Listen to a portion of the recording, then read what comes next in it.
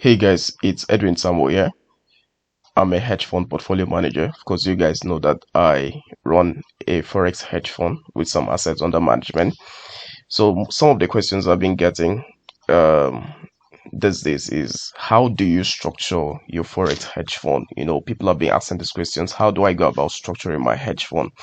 So in this video, like you can see in my screen, I'm going to use this to, guide our discussion and our teaching and show you how you can get started in structuring your hedge fund and making sure that your hedge fund is, you know, compliant with some regulators and of course run a standard operations. So as you can see on my screen here, I have two categories. I have a startup phase and I have the growth phase. Now, when you're starting your hedge fund newly, for emerging fund managers, of course, you'd fall under this category, the startup phase. Each of these phases, have their own advantages, they have their disadvantages, and of course, um, you know, how much you can potentially handle per se. So let's start with the startup phase. Now, if you're getting started in hedge fund, maybe you're a Forex trader, you've been trading for 3, 4, 5 years, and for some reasons, you have this passion for investment fund to run an investment fund to manage assets for people, right? And you just want to use the Forex market as an avenue or as an investment a vehicle, to generate returns for investors. What you guys need to understand that anything that can potentially generate returns for investors can be, structured as a fund. It's not just the hedge fund that we have. We have a real estate fund, we have private equity fund, we have venture capital fund, we have several funds, right?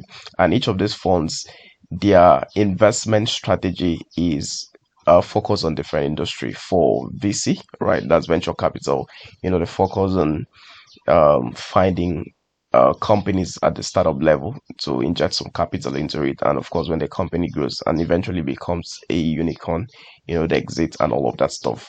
Private equity, they focus on already existing businesses that, that are generating revenue already. They focus on buying those companies, restructuring, scaling it, and changing things around just to make sure that it's a profitable company. And of course, when it grows, they exit the company and all of that stuff.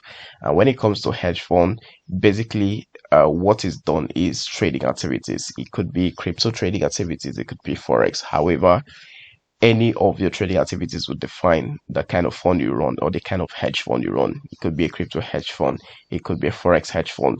So in our case, we are using the Forex market, the FX market, derivatives market as an avenue or as a vehicle to generate returns for investors, hence Forex hedge fund.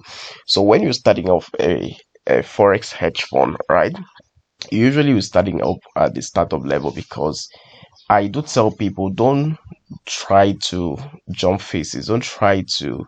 In fact, before now, what a lot of forex traders were doing is typically, they know how to trade.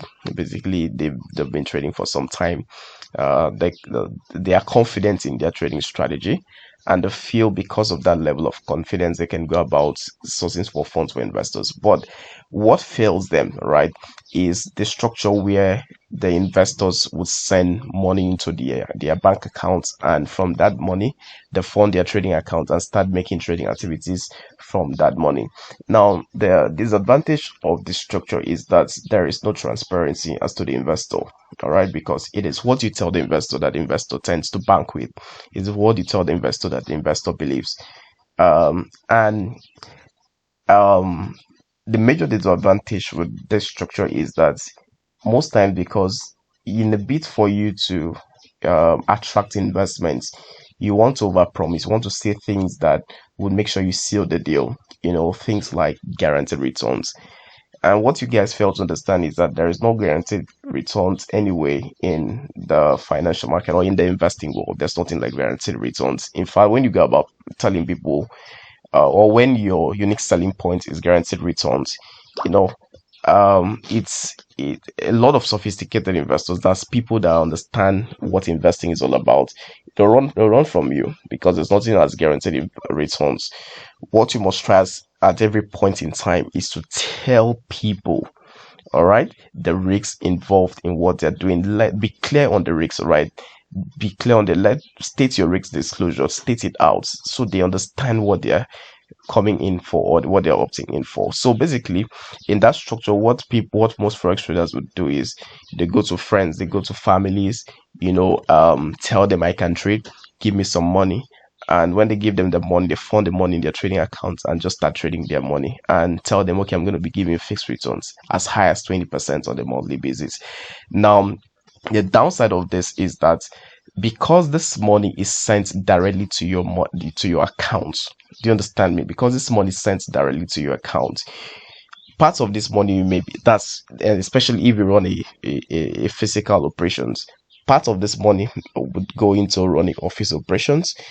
Part of this investors money, their capital, you use the capital to pay your staffs, you use the capital to fuel the generator for the office, you use the investors money to do small office operations and all of that stuff.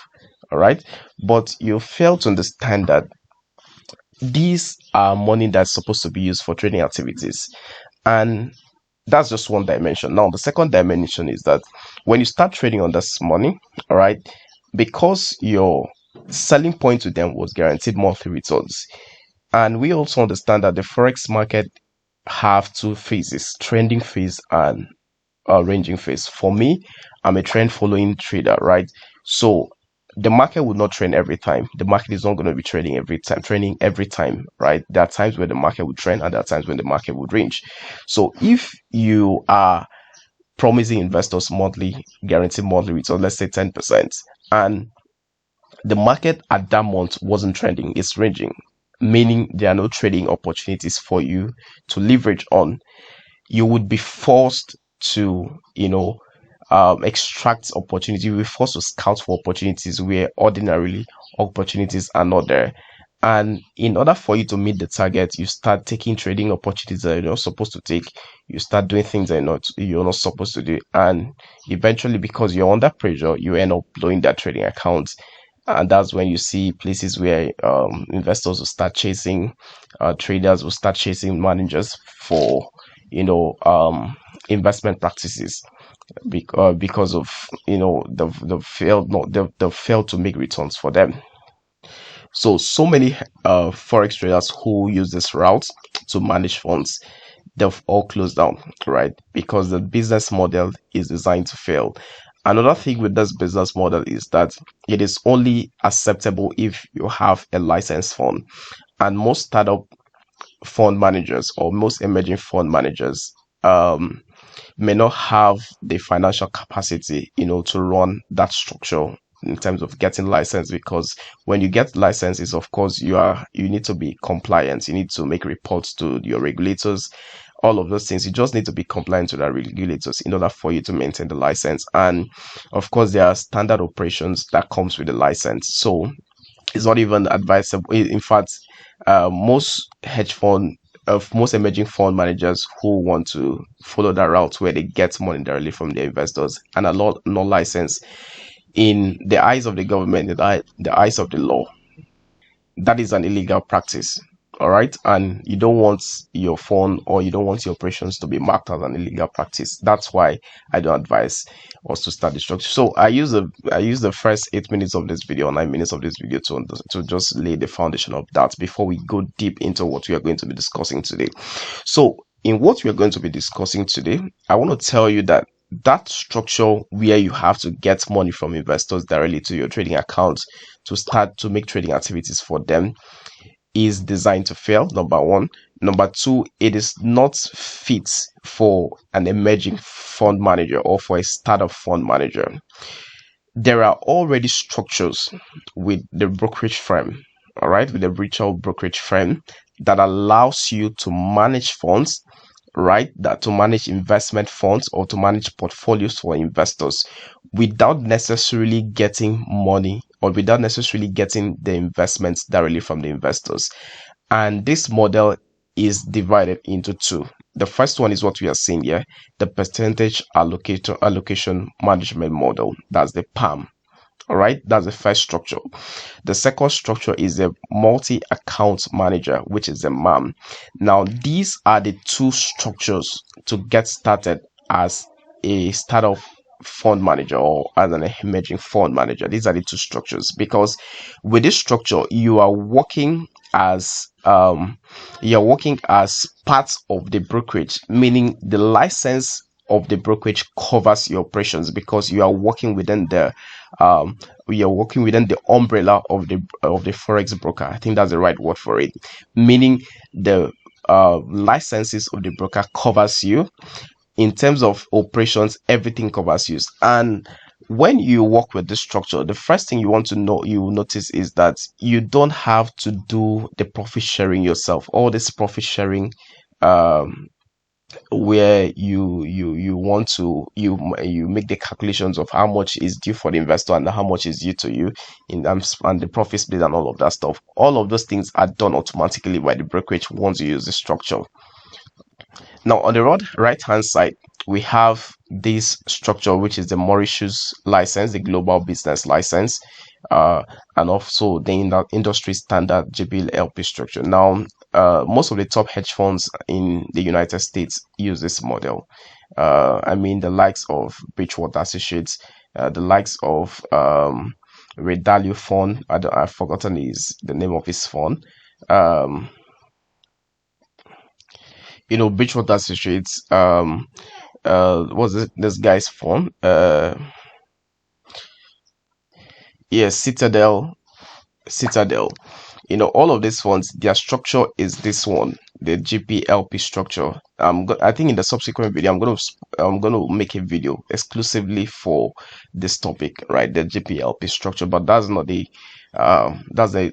conversation for today. So it's just part of the overall conversation we're having. So funds that are established funds fall under this category, right, where they have their own license, their own individual license, which is Mauritius Global Business License. That is the one I'm really familiar with, because with this license, I think to get this is not really that tedious, as compared to other licenses. There are several other licenses from Financial Service Commissions of the UK and all of that stuff, but I'm really familiar with that of the Global Business License because it is recognized globally, internationally, number one. Two, it is you can use it to attract investors from different jurisdictions. So I love this license as well. Then the GPLP structure, where of course all of the top hedge funds that manage over 60, 50, $100 billion in asset under management fall under. So as an emerging fund manager that have asset under management of less than 10 million, right, you don't even want to consider any of this, because you need to get a fund administrator first.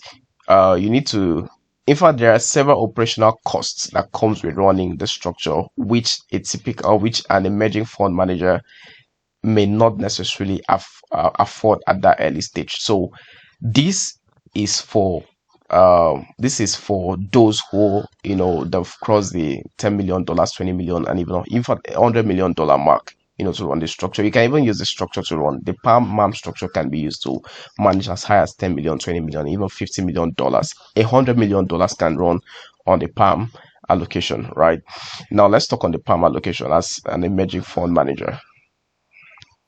So as an emerging fund manager, right, I need to get this. So as an emerging fund manager, right, with the PAM, you're going to be working with the, what's wrong with this thing?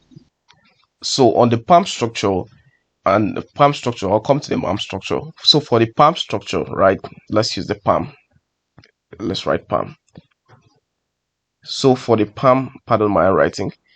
So for the PAM structure, right, because you have the forex broker that it is, that you're working under the umbrella of the forex broker, 80% of your operational costs, right, it would be cut down. 80% of your operational costs would be cut down, because if you're working with a standard structure, of course you need to get a fund administrator where it will be processing all the reports to the investors and all of those things. So but with the PAM structure, the broker helps you in terms of giving reports, because on the individual and on the individual account of the investors, they have access to the reports, they have access to how's it called, the real-time trading activities of whatsoever you're doing. So on the palm structure, this is what happens. Let me take this out. Give me a sec. What's wrong with this? So for the palm structure, what happens is this: the investors fund their trading accounts, their individual trading accounts, right? Let's assume we have investor A. Let's assume we have 5 investors. 1, 2, 3, 4, 5. Pardon my writing. Now, each of these investors are different individuals, all right? And on the palm structure, they all have access to fund their trading account individually, meaning they are not going to be sending you the money directly, but they are going to be funding that money or that capital into their individual trading accounts. And the brokerage helps you pull all of this money into one central account, which is called the master account. All right, the master account. Pardon my writing, please. All right, just what's important is that you understand what I'm talking about. So the brokerage helps you pull all of this funds from these 5 different individuals into one central account, which is the master account, and you, the fund manager, is the one who have access to this to trade these accounts. All right, let me erase this.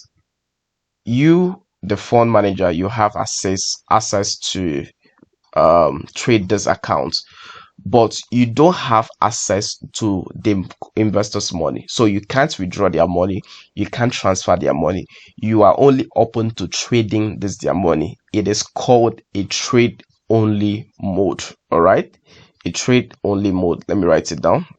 Trade only.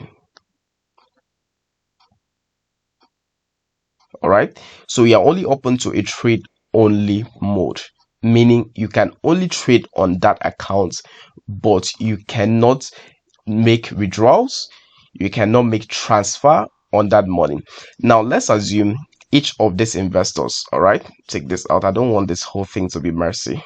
All right, I don't want it to be scattered and all of that stuff. So let's assume the first investor have $10,000 with you, all right, in their account. The second investor has let's say $100,000, all right.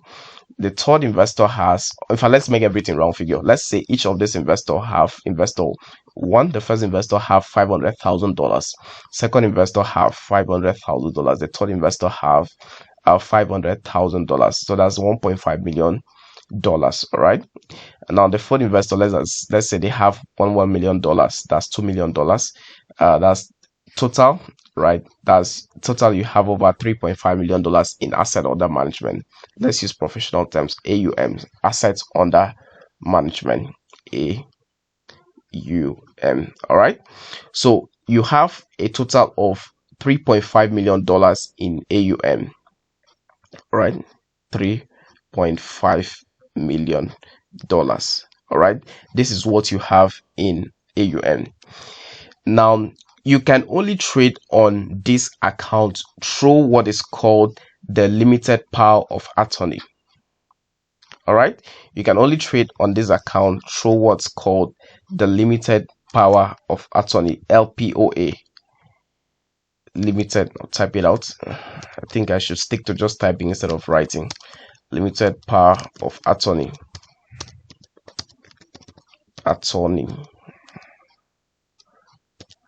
All right, LPOA.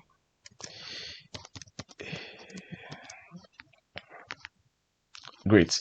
So this is the document, the guiding document of your operations. This is what both you, the fund manager, and both the investors come in agreement with. It's a contract that is drafted by the brokerage, and that's why I said this structure is the best structure for emerging fund manager, because you, the fund manager, you don't even have to draft out this document yourself.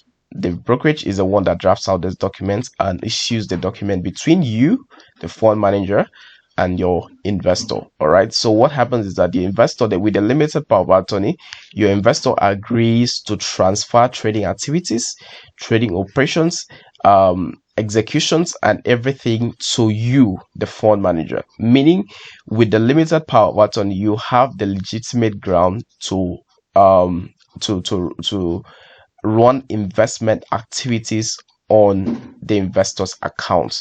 So without this limited power of attorney, there's no way you, the fund manager, can trade the investor's account. So it's the limited power of attorney that gives you that power, that authority to perform investment and trading activities on behalf of the investors. All right. And the brokerage is the one that midwives this. The brokerage is the one that facilitates this whole thing for you. And with the limited of power of attorney, you have access to manage over $3.5 million in assets under management. All right. And this $3.5 million, remember, comes from all of these investors, which are 5 different people. I'm trying as much as possible to end this video. I don't want it to be too long. All right. So with this structure, all right, you can trade on the investors' accounts, right, without having to have access to the investors' money. You understand? This saves you a lot of trouble, because this saves you the urge. In fact, as a managing fund manager, of course, you know that you have so many needs. You need to do your marketing to attract more investors, and it takes money to do to run any marketing campaign, right? And if you had access to the investors' money, you would be tempted at some point to want to take money from the investors' capital and start doing marketing and all of those things. And at the end of the day, the main purpose of the money, which was for investment activities, is not achieved, right? So you don't want to find yourself in that you don't want to find yourself in that mess. You just want to make sure that everything in terms of you having access to the investors' money is taken out of you, is taken out of your control, and allows you just to focus on trading and seeking for new investors for you to grow your AUM, because that's what's important at the end of the day. Now, I tell people that you can also set in fees, all right, that can help you run your operations in the hedge fund level, all right. And in fact, the standard fee is the 220, which is 2% management fee and 20% performance fee. Personally, it depends on how I was able to, it depends on the kind of deal. Although my management fee is flat 2%, all right, my management fee is flat at 2%, meaning for each of the investors that want to allocate funds that wants me to manage their funds, they are going to pay me 2% fee, management fee upfront. Now, with that 2% management fee, it can help me. It goes a long way to help me run the cost of the fund in terms of my marketing budget and all of those things. So let's assume the first investor allocated $1 million into your management and pays you a performance fee of 2%. 2% of $1 million is $20,000. At least $20,000 to some extent goes a long way to help you, solve a lot of your operational needs, and all of those things. So you can see that there's a way for you to still institute fees, all right, into your structure, into your management, without directly having access to the investors' money. You don't need that. You don't need to have access to the investors' money when you can use a structure like the PAM, right? And when it comes to profit sharing, what happens is that on the profit sharing side, I need to take this out. All right. On the profit sharing side, this is what happens. If this thing is too long, probably I'll have to cut it, all right, and make it back to some subsequent time. So when it comes to profit sharing, all right, let's assume with the $3.5 million that you have on your assets under management, all right, and it's time for profit sharing. What happens is this: with that 3.5 million, assuming let's say you were able to make 50% of that. 50% of that is like okay, let's just say you were able to make $1.5 million in returns, right? $1.5 million that's being made would now leave the master account, right? When it comes to profit sharing, and you made, let's say, $1.5 million, $1.5 billion. The $1.5 billion would be transferred and splitted now the brokerage is the one that helps you. The broker is the one that helps you with this. The broker will split this $1.5 million to the different investors that invested in this fund. All right, and the profit split would be splitted in how would I put this? The profit splits would be splitted in proportion to their investment. All right, someone who invested $1 million will not get the exact dollar value as to someone who invested $100,000, right? So he would only get the investment in terms of percentage, depending on how much they have in they invested with you. So once the profit split is done, what then happens is that the what's it called, the broker now would calculate, depending on your profit share on the deal, depending on how you guys agreed. If it was a 60-40 profit split, that's 60% for the investor, 40% for you. You calculate 40% of 1.5 billion is what? Is $600,000, right? 40% of $1.5 million is $600,000. The brokerage sends your $600,000 into your own trading account, where you can, or into your wallet, where you can withdraw the money into your bank account. And the 60% which belongs to the investors would all be splitted into the different investors. You see how the brokerage can help you cut down your operational costs. They can help you, in fact, most of the workload is being cut down for you. It allows you, with the PAM structure, it allows you to focus on investors acquisition and trading activities. That's why I tell you guys, when you get to the level where you want to manage funds, please switch into swing and position trading strategy, so that you can spend 20% of your time for trading and 80% of your time for investors acquisition. So that's basically how the PAM structure and the PAM structure works. I think this video is too long. I don't want it to get longer than this. So in the subsequent video, I'm going to be speaking about the MAM structure and touch a bit on the global business license, and of course I'll make a standalone video on the standard GP and LP structure, because this alone it could be a series. Yeah, so this is briefly how you can get started in fund management. All right, so structure your hedge fund as as an emerging fund manager. You don't need to get investment directly from investors when you have structures like the PAM structures, and of course there are structures like the MAM structure, but basically I do prefer the PAM structure because it's still almost like the same operations of the typical hedge fund, the big guys, right?